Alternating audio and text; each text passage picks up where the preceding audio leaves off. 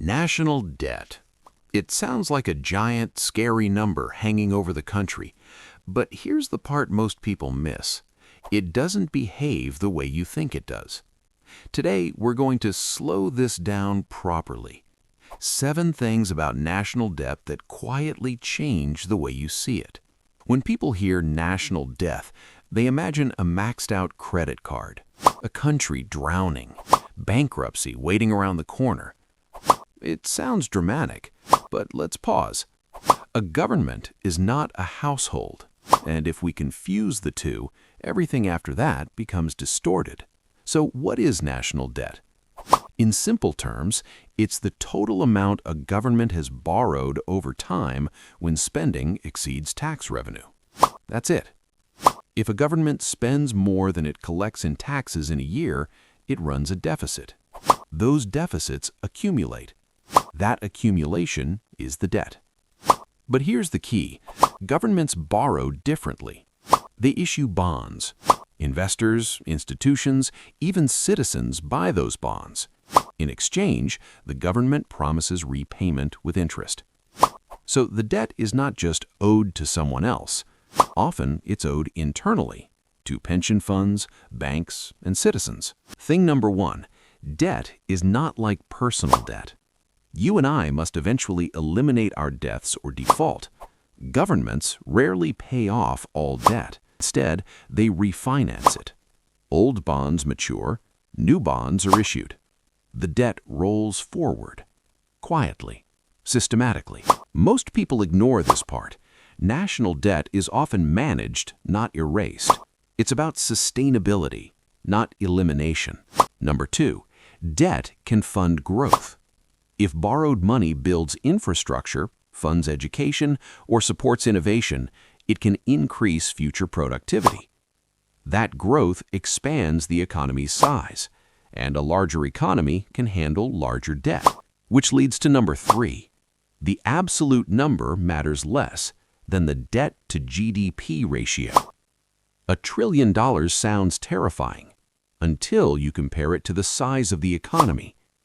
The real question is not how big is the debt, but how big is the economy supporting it. Let's slow this down.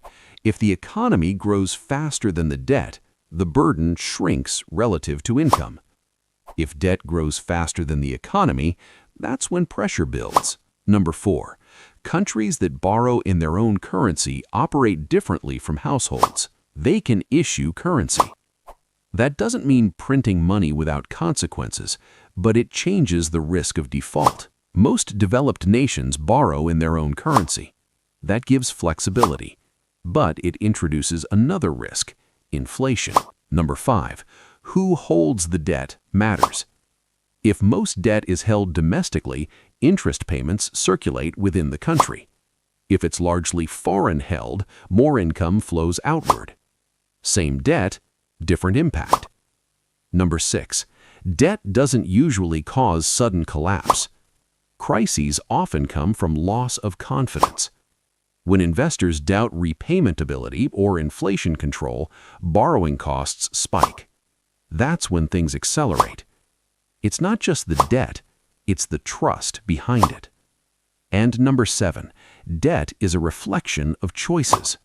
Wars, recessions, stimulus programs, tax cuts, these decisions shape debt levels. It's not accidental. It's cumulative policy over time. Now let's address the misconceptions. Myth number 1, the country will go bankrupt like a person. Not quite. Sovereign nations that control their currency rarely default in the same way individuals do. The risk shows up differently, often through inflation or currency weakness. Myth number 2, all debt is bad. Debt used productively can support growth. Debt used recklessly can strain the system. The distinction matters. Myth number 3, we must pay it off entirely. Historically, most nations don't eliminate debt. They manage it relative to growth and stability. So what actually matters? Sustainability. Interest costs relative to tax revenue. Economic growth relative to borrowing. And public trust. Now let's bring this back to you. National debt affects interest rates, inflation, taxes, and economic stability. It shapes your mortgage rate, your job market, your investment returns.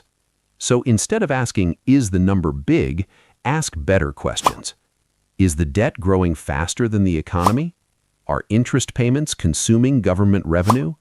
Is inflation stable? National debt isn't just a scary headline. It's a system. And systems require analysis, not panic. If this helped you think more clearly about national debt, subscribe. On this channel, we slow down financial noise and examine what actually matters. And next, I recommend watching the breakdown on how governments print money, because that connects directly to what we discussed today.